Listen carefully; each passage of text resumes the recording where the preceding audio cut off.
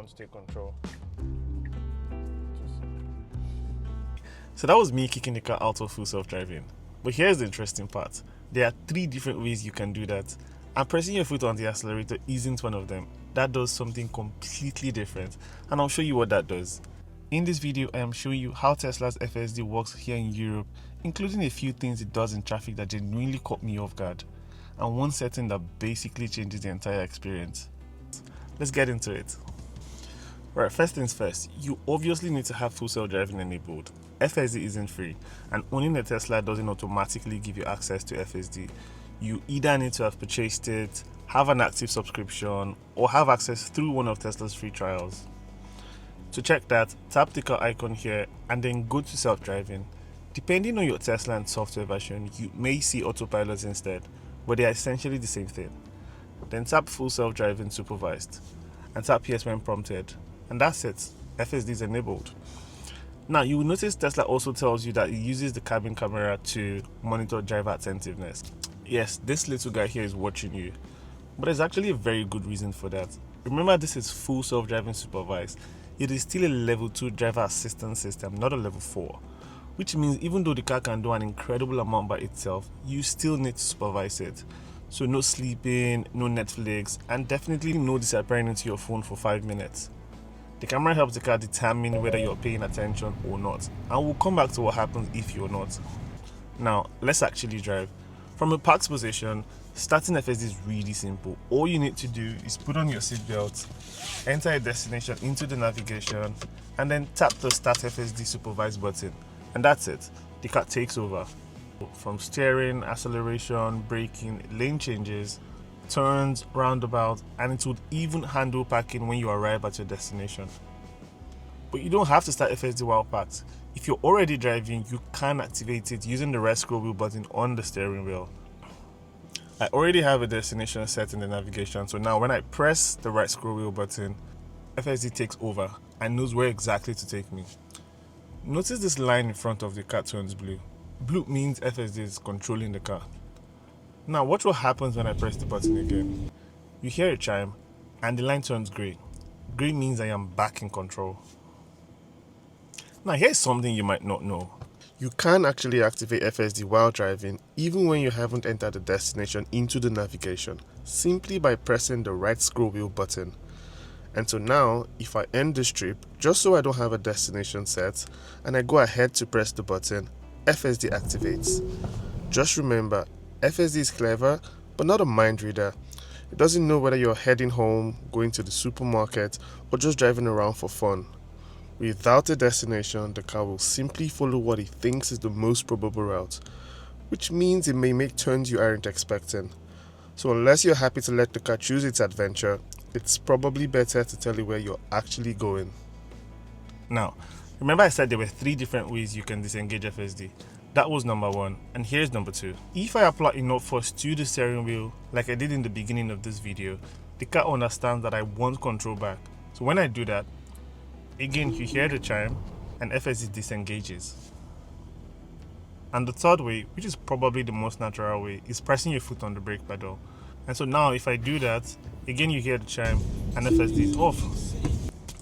So you have the scroll wheel button, the steering wheel, and the brake pedal.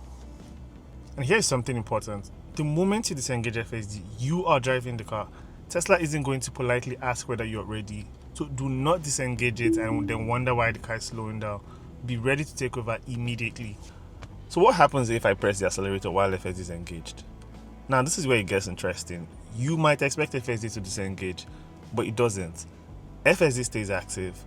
But what you are essentially telling the car is you want to go faster. And so the car responds to your accelerator input by increasing the speed.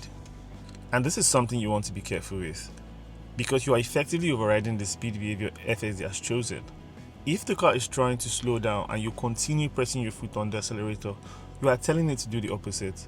You would actually see on the screen when you do this that FSD isn't going to brake for you while your foot is on the accelerator. So imagine you're approaching a red light and you press your foot on the accelerator. FSD isn't going to stop. It would go past the red light.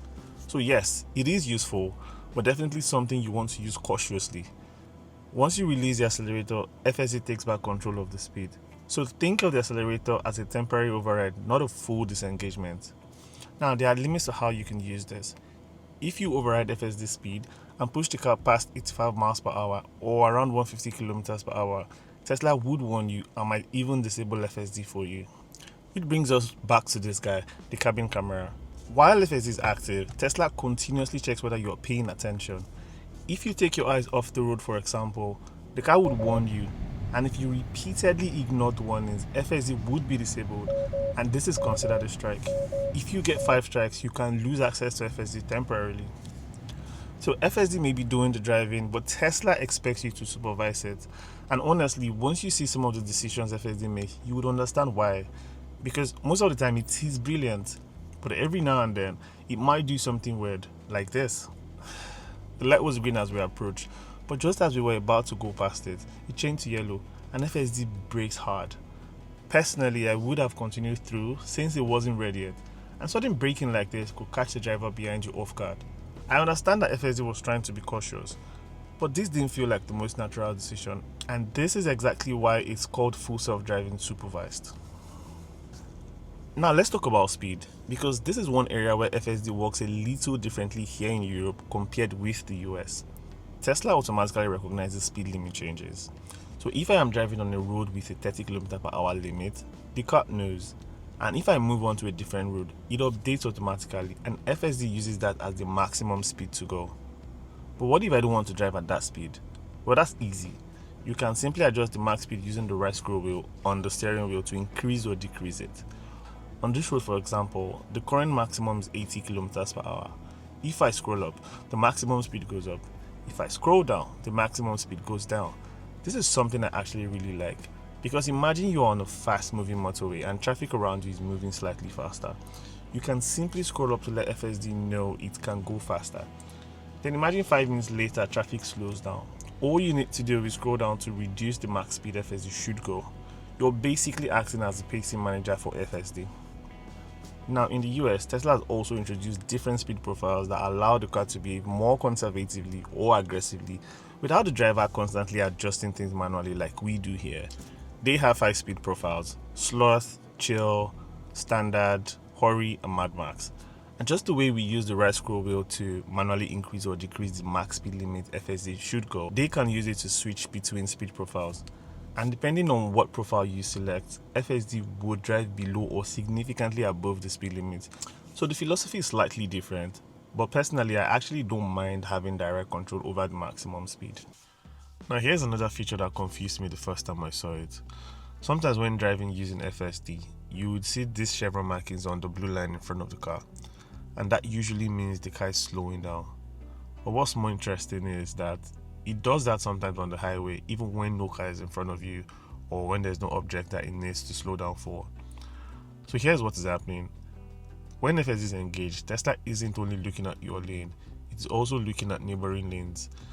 If the neighboring lanes are slowing down, FSD may reduce its speed preemptively because there could be congestion developing ahead. Your lane might currently be empty, but if everybody beside you is braking, there's a pretty good chance something is happening.